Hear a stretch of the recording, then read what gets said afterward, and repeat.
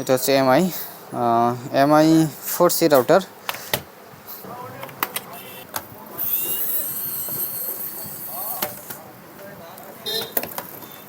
এটা অন হচ্ছে না, এই অবস্থাতেই আছে।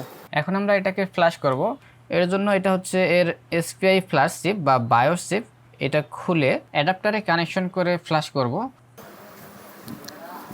অবশ্য এটা বায়োস ফ্ল্যাশ বা এসপিআই ফ্ল্যাশ যে ফার্মার সেটা কিন্তু লাগবে।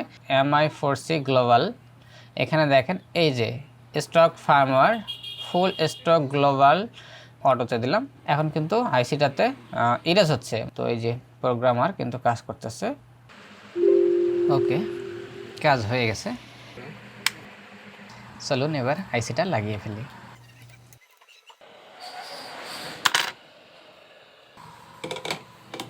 ওকে, এবার পাওয়ার দেওয়া যাক।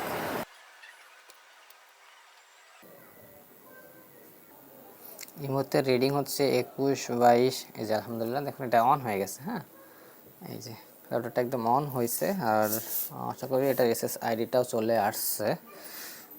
আপনাদের দেখাই, এই যে দেখেন এসএসআইডি Xiaomi চলে আসছে।